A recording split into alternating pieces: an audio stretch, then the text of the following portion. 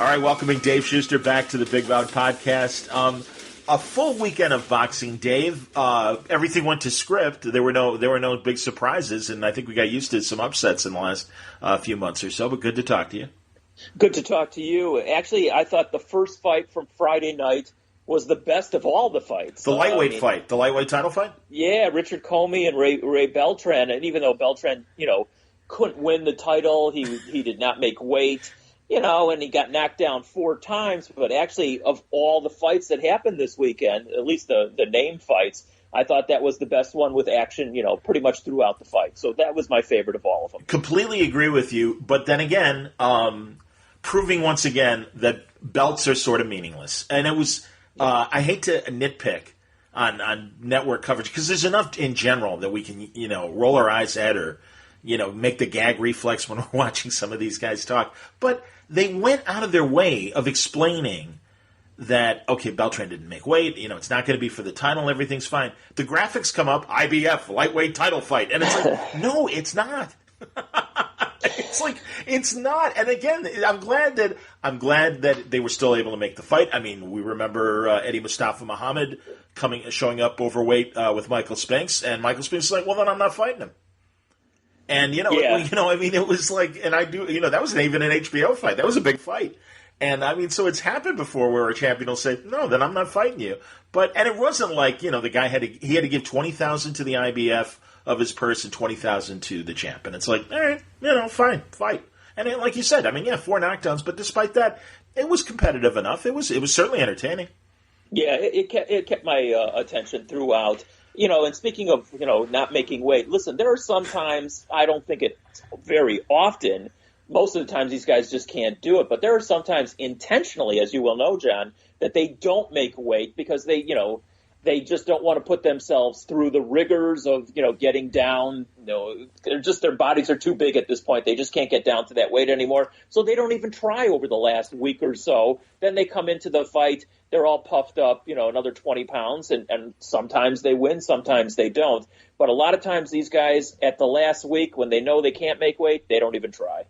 I agree. But also, and really this weekend is a classic example of it. Once again, these modifiers that all the governing bodies have figured out to extend the idea of having multiple champions. And I want to bring up the story because I even want, whatever the WBC has. The WBA is my favorite. It's the most mundane. If I were the regular champion of any weight division, I don't know how happy I'd be about that. He's the regular champion. What does that mean? He's not constipated. He's eating a lot of roughage. I don't understand. Really, and maybe it translates because I know that the WBA I believe is a Venezuelan based organization. I think it is. But yeah, so maybe there's some puffery in the Spanish language that it sounds much better. But the regular champion, it's like, all right, I have you next to Metamucil. I appreciate that. Thank you. Yeah, regular, ethyl, premium, and now of course we have the franchise champion. Is that what Charlo is? No, that's what Canelo is. Canelo. Oh, that's right. That's the extent. Yeah, because he used to be the diamond champion for the WBC, and you're right. Now it is the franchise. Right. That's Canelo's elevation. Go on. Yeah, he's now the franchise. I don't understand any of this other than it's a clown act. But Jermall Charlo now is the WBC middleweight champion, right. And we can talk about his fight in just a second. And they elevated Canelo to the franchise champion. And I have no clue what that means. He's still the champion. He's still the guy that everybody wants to fight because he's the moneymaker in boxing. So it doesn't really make a difference what the heck you're called nowadays. Franchise, interim, whatever they want to call it, doesn't make a difference because it's all about the mighty dollar, and that's what Canelo Alvarez has more than anybody else in boxing right now. Well, sure, but it delegitimizes these other modified titles. It makes money for the governing bodies. It's the only reason why everyone is in on the open secret. Fans, commentators, writers, everybody understands, at least the knowledgeable fans, what's going on. But it doesn't make, again, this just shows you the meaningless of titles. And unfortunately, that lies now on the journalists to really tell us, no, these are the contenders, these are the real champions, these are the matches that need to be made. This is a significant match. This is just a showcase. And for the most part, I think, the journalists certainly get it right. You can't count on the commentators anymore. That was the great thing about HBO and Showtime, for that matter, for years, that despite having house promoters, they called a fair game. They called an honest game. Well, that's out the window now. I mean, ESPN obviously very, very closely tied to Golden Boy and Top Rank, and that's fine, and they will certainly tout their champions and beat their chest about them, and Max Kellerman will tell us what a great, golden age of heavyweights that we're in the middle of, even though it's just a decent heavyweight division, not an all-time great. But yeah, I mean, it's meaningless to the point where even Eddie Hearn was saying, and Charlo did great. Charlo did excellent against Adams. It was a dominating performance, much better than Demetrius Andrade. But that said, I got to agree with Eddie Hearn when he says Charlo's not a champion. Canelo's a champion, period. Like you said, I mean, that's it. It's like end of story until Canelo is beat. And it doesn't matter what titles are stripped or, but Demetrius Andrade still is the WBO champion. It's like, man, by the way, that guy, I wish it was reversed and his mouth was the talent that we saw in the ring and that his skills were him speaking, because he talks a great game, but he certainly doesn't bring it in the ring. That fight was just boring as sin. Yeah, it's really funny because, the commentators said it was like one of the greatest greatest performances of all time, and of course that's not true. Now, that being said, the first round, or the first minute and a half of the first round, it looked like he was going to go for the knockout, and he actually did have Selecki hurt early on, and then after the first round, you thought to yourself, oh my God, okay, now we're really going to have a fight. And then it became a dance fest for the last 11 rounds. 11 and a half rounds, yeah. Yeah, it's really disappointing. I mean, my God, you had the guy almost out early on. Why did you back off? That's why a lot of people are not behind him, because he doesn't seem to go out. He's got talent. There's no question. Of course he's got talent. He is a very good defensive fighter. Yes. I mean, you were seeing the punches landed by Selecki was only like, what, 5 or 6, on the average a round, which is sort of a joke in itself. But again, people want to see, you want to see action, and you didn't really see it. Now, as far as Charlo, I thought he tried to do the action. It's amazing. Brandon Adams he's only 5'8". I don't think he's even 5'8". I think he's 5'6", and he kept bending down, which made him about 4'6". And Charlo just had a hard time connecting because he was so low to the ground, which in his own way, that was Adams' defense. It was almost like a porcupine. Absolutely. Yes. So, but I want to see how about Charlo fighting, how about the two guys who won unanimous decisions? And I just read an article right here a couple minutes ago that they won't fight each other because obviously they're in different governing bodies and they have different promotions and they have different broadcasting rights. But, F all that. Well, they have to. Yes. Go on. I was going to say, figure out a way. These are two American fighters who are both undefeated, who are not going to be able to fight, either Triple G for right now or Canelo. So why don't they just get in the ring and fight each other? Well, of course. But again, it won't happen. Well, but the main reason why is the different promoters, and that's disappointing. Mm-hmm. Again, there are several fighters beyond this. There's also Rob Brandt from Minnesota. Has he's your WBA regular middleweight champion. I mean, that's the thing. So there are these guys. At least Rob Brandt. I mean, he's young enough still. He beat the Japanese top contender that they were planning on having Canelo fight, and then of course Rob Brandt beats him, and then everything's out the window. But at least Rob Brandt's taking his time and appreciative of his title, and I think needs to still build his resume. I agree with you, though. These guys are still second rate compared to Canelo and Triple G. It's obvious they should fight each other. This would have happened in a different era. I understand I understand we're in a 21st century boxing world, but that's the thing. No, these guys have to make a statement. That's why Andrade's, despite beating Selecki and everything, I mean, it doesn't matter. He was boring doing it, and there are plenty of other middleweights. And as we learned this week, or this weekend, I suppose, it's not just middleweights that's Canelo is hunting. Sergey Kovalev? Really? Really? Okay, yeah, I guess. Yeah, and we talked about this off air. Obviously, he must think that's the easiest fight. Sure it is. I should say, De La Hoya must think this is the easiest fight. Now, this is a middleweight going up to fight a light heavyweight, 15 pounds. And I'm sure there's a precedent for this. And by the way, tons of them. Yeah, Canelo's not the biggest middleweight there is, but so what will likely happen if this fight were to occur, and I'm going to bet that it probably does, is they're going to put a catchweight in there. They're going to make Kovalev, who has been slipping the last couple of years anyway, fight at 170 pounds maximum. Maybe even less than that. Who knows? And that's where they're going to try and weaken him going into the fight. And you know what? For the money that Kovalev will potentially make in that fight, I'll bet he agrees to that. No, I don't. But yeah, I mean, certainly from a name fight standpoint, there is no bigger opponent than Canelo. Good Lord, I mean, Sugar Ray against Donnie Lalonde. I mean, but then God, good Lord, there are countless, in the early 20th century, tons of middleweights that fought light heavyweights, and even the great Mickey Walker, held Max Schmeling to a draw back in the 20s and stuff when they were still in their primes. I mean, so it is cool to see the right middleweight, Roy Jones, stepping up to fight John Ruiz at heavyweight. But that's the thing. That's what this Canelo-Kovalev potential matchup smells like to me. Not your classic Mickey Walker taking on Max Schmeling when Max Schmeling was literally one of the top heavyweights in the world. I mean, John Ruiz had the WBA title when he beat Holyfield, and that's why Roy Jones wanted him. But, I mean, God, what an insignificant heavyweight fight. I remember covering it on Sporting News back in the day and saying, yeah, it's an achievement, but it's not an amazing, world achievement. I'm like, he did not win the heavyweight title. Again, like Eddie Hearn said, he's a champion, Kovalev. He's, really there isn't I would say a dominant light heavyweight champion right now. Kovalev mostly from the Roger Ward fights, but again, he split those fights.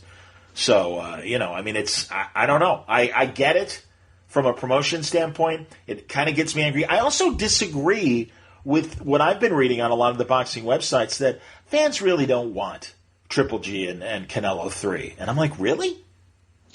I do. I think a lot of them do. It's an action fight. And then do it, while Triple G still has something in the tank. I'm sensing you disagree, and that's fine. No, I don't disagree. I would like to see it myself. That's number one.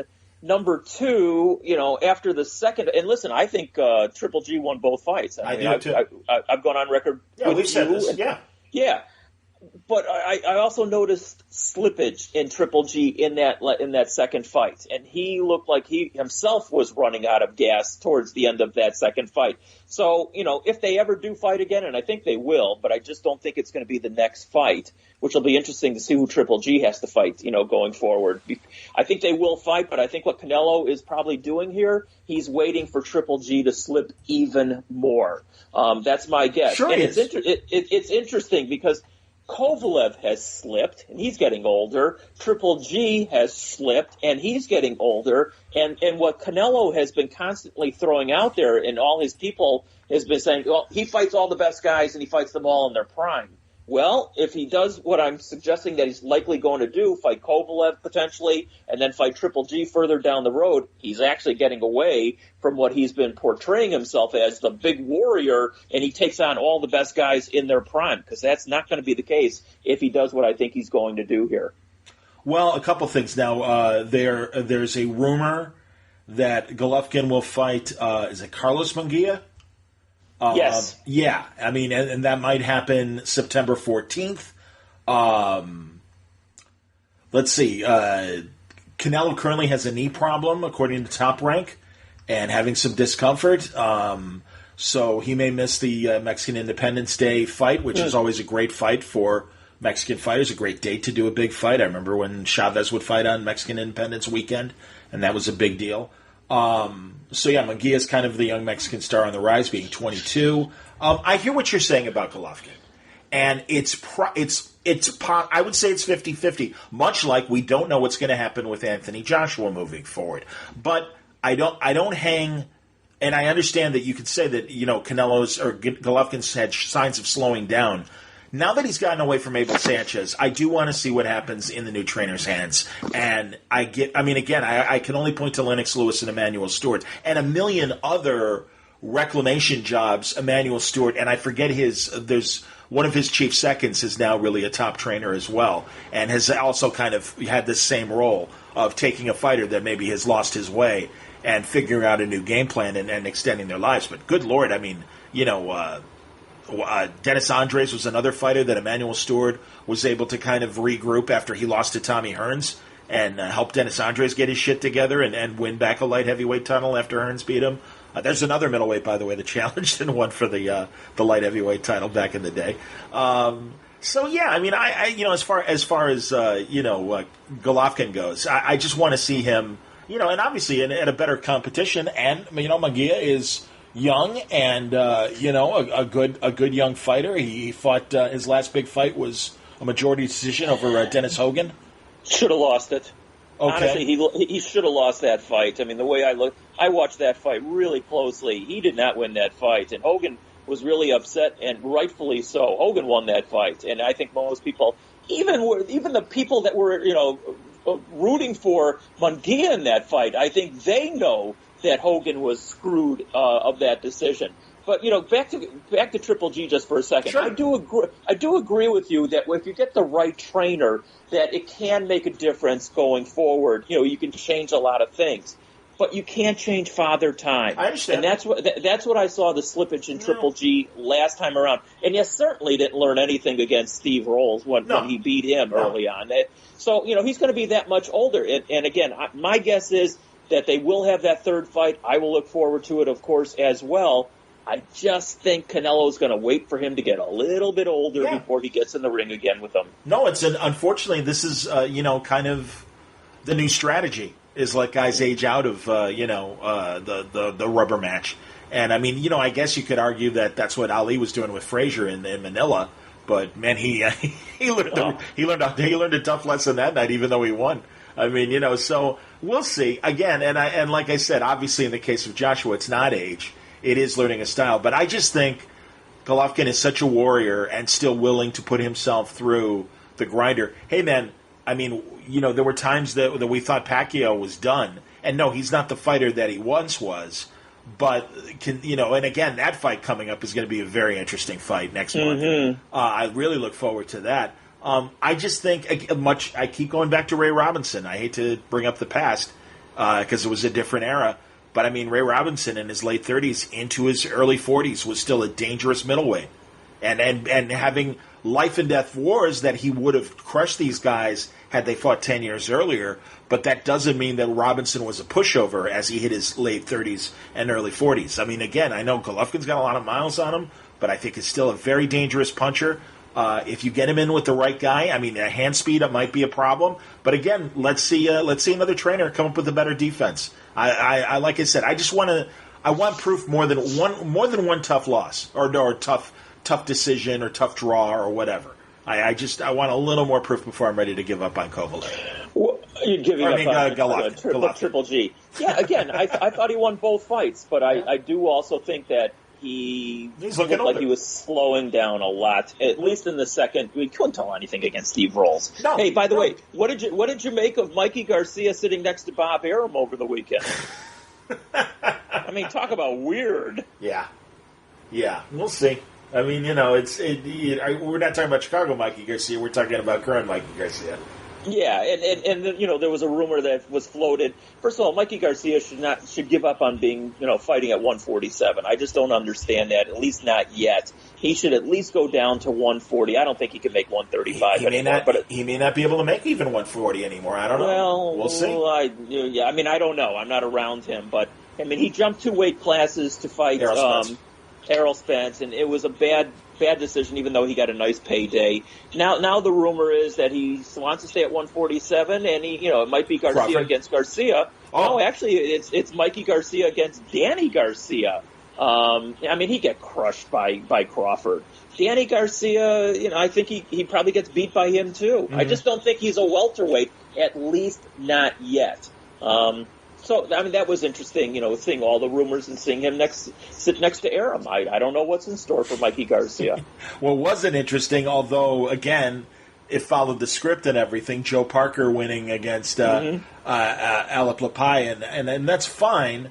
I mean, he tried really hard to knock this guy out. Yeah, he did. And the guy was stubborn for being a guy that wasn't very effective and very slow.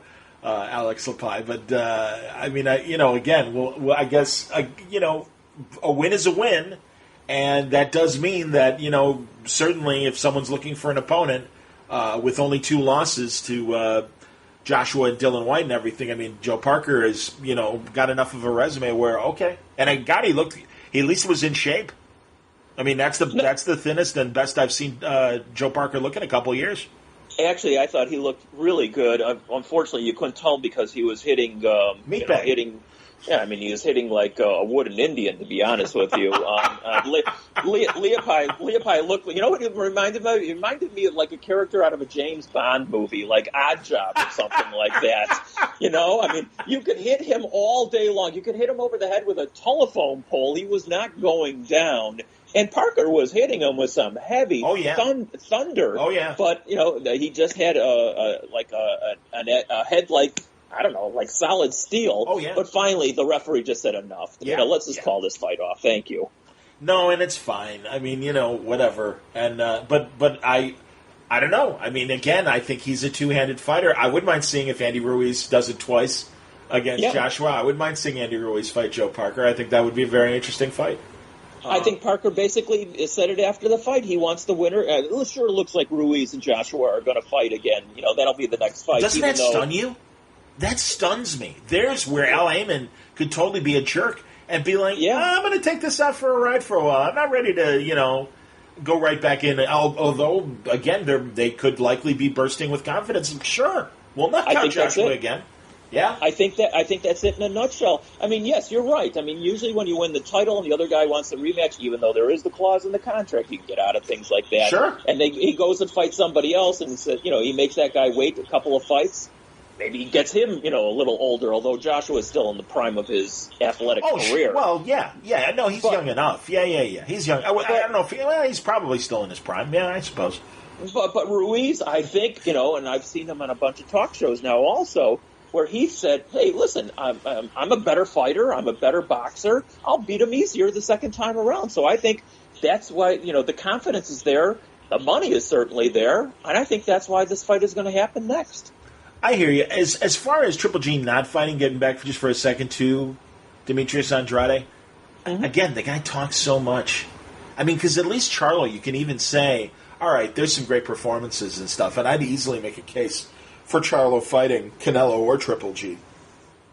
But Andrade, again, he is the loudest midget or little person, forgive me, in the room. I mean, it's whatever. Okay. I think you really have to be impressive before I'm ready to put you in with anybody big.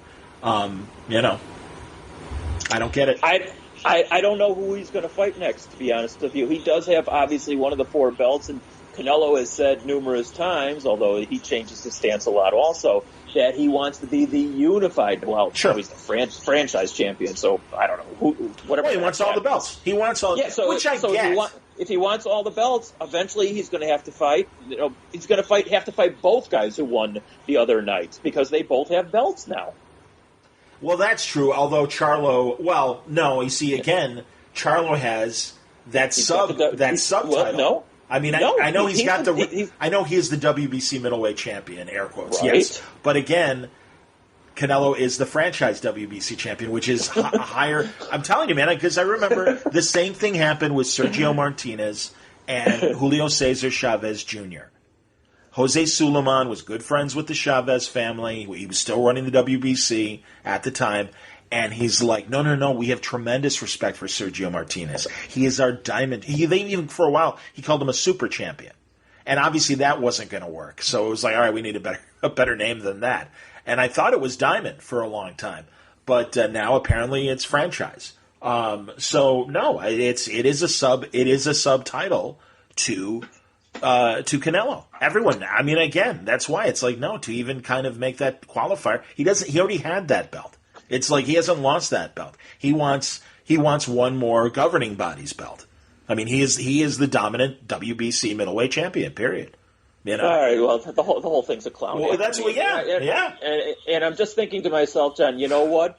I am going to now invest in whoever makes these belts because now even guys that are not even I don't even know what they're sub champions or whatever you want to call them. They're all walking around with belts. So whoever's the belt maker for all these different BS titles and all these different weight classes. Someone is making a mint, and I got to get stock in that company. Oh, that's so funny. You know, when Julian Jackson was the WBC junior middleweight champion, he came to Chicago. He didn't fight. He just came to wave to the crowd, and I got a chance to interview him. And that's the very first time I really got to he's like, have you ever really seen one of the belts up close? And I said, no. He goes, check it out.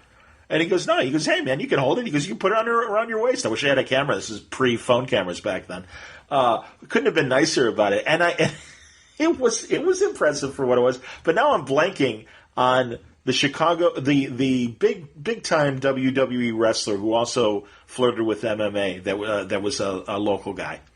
Oh gosh. You know what I'm talking about. I can see his face right now, but I just can't. He dabbled in comic book writing as well, and he was doing a signing at a comic book store, and he had one of his belts with him, and a bunch of wrestling fans brought replica belts and stuff, and I'm like, that's really interesting. I said, I don't understand why boxing people don't, make replicas like that. He's like, because nobody wants to own a damn boxing belt. I'm like, all right, shut up, wrestler. I'm like, hold on.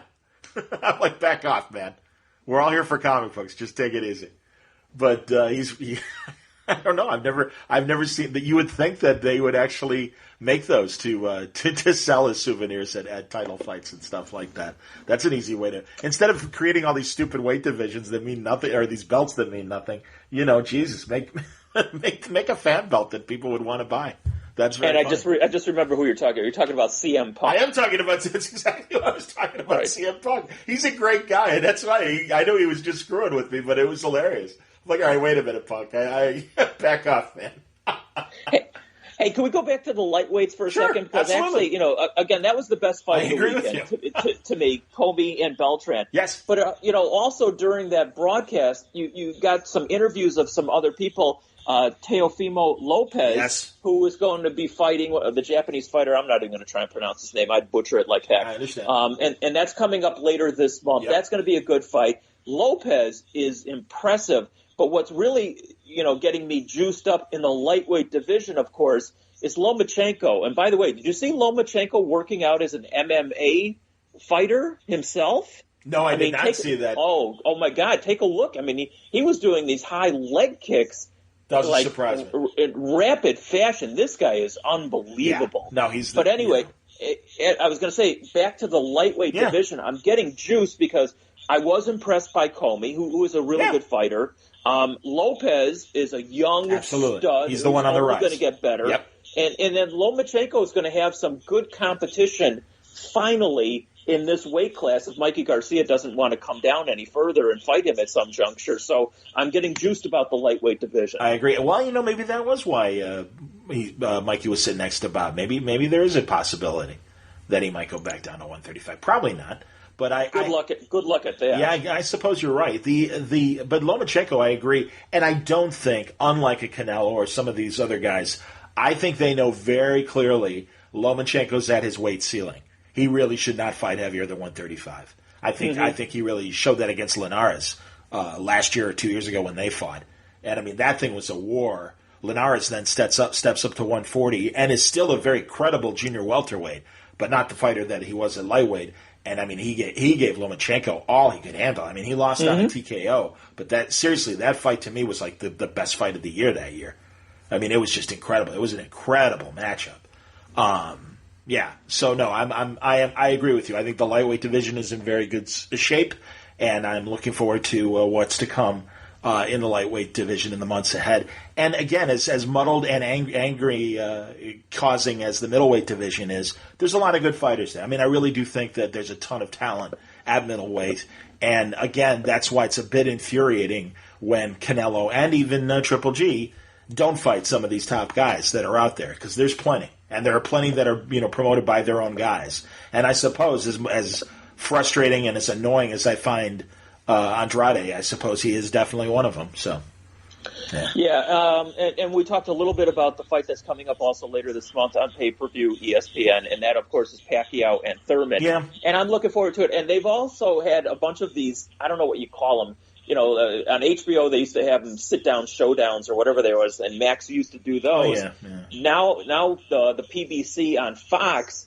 Actually, is that fight on Fox? I take it back. It is Fox. It is okay. It is Fox. So PBC, So they've had their sit-downs. They've tape recorded, obviously, a week or two ago, whatever it was. Interesting stuff, because Thurman is taking on sort of the heel here, of which, he really wasn't in the past. No. But he's becoming more of that, and he's mouthing off a lot more, probably obviously to sell tickets and stuff like that. And Pacquiao just sort of sits there on the other side of the table and sort of laughs at him. I think Thurman wins that fight. I just think he's, more in his prime. I think Pacquiao, maybe in his prime, probably would beat Thurman, but I don't think Pacquiao's obviously in his prime anymore. So that'll be an interesting fight. I'm looking to that fight later in the month. Oh, no, that's going to be a great action fight. I completely agree with you. I mean, it's only a couple weeks away.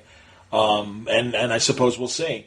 I won't count Pacquiao out until we see what he looks like in the ring, because I think he's still capable of greatness and also capable of, being in over his head with a younger, faster fighter. And, Thurman might be that guy. We'll see. I mean, it's he had that big layoff up until January when he won against Lopez, but we'll see. And not impressive, by the way, winning that fight. No, not at all. I mean, that's the thing, man. I mean, it's both guys have their flaws. I mean, this is to me another Broner Pacquiao matchup, and I do think Thurman is a bit more talented and will be more willing to fight and seize the opportunity. But by the same token, Pacquiao might still have enough in the tank to take care of him. It's a good, again, this reminds me, I always have to bring back the throwbacks and stuff. This is Ray Robinson against a Gene Fulmer, to me. Mm-hmm. That's what it reminds me of. And those guys had wars. I mean, we remember the classic knockout that Robinson had in the when they first fought here in Chicago at the stadium. But, God, Robinson again at like 39 or 40 fought Fulmer for a portion of the middleweight title, and it was a draw. And a lot of people felt Robinson probably should have won that fight. So it's like, you never know. Again, that's why I keep thinking of Pacquiao as like a 21st century Ray Robinson.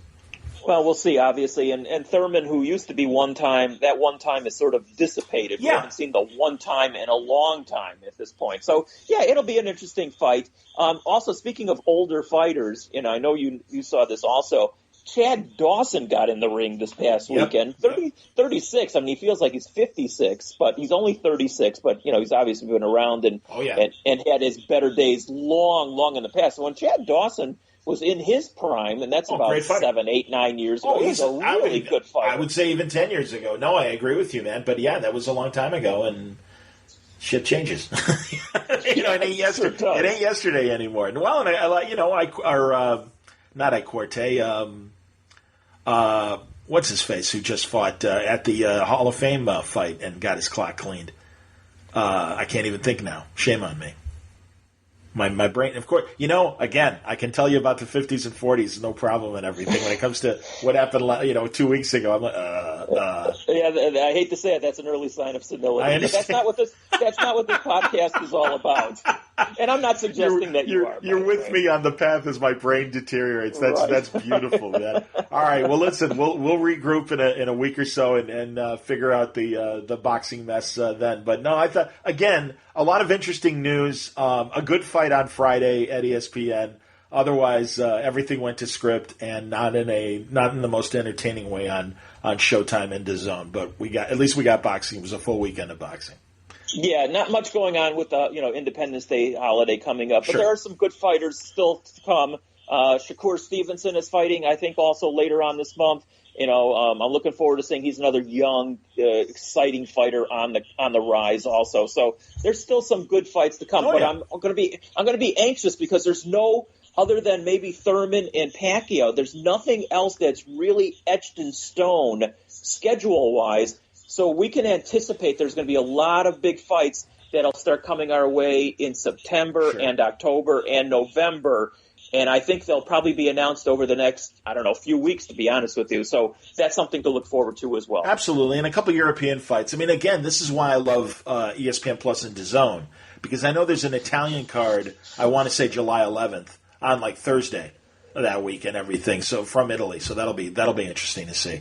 I mean, again, it's a world sport. So we got to know what's happening in these other countries when these guys do get a real world title shot, and you have to say who. And it's like, oh, actually, he was on a couple months ago, and it was pretty good. So we'll see. But as always, David, I appreciate the conversation and analysis, and we'll talk soon. Thanks, Johnny. Appreciate it.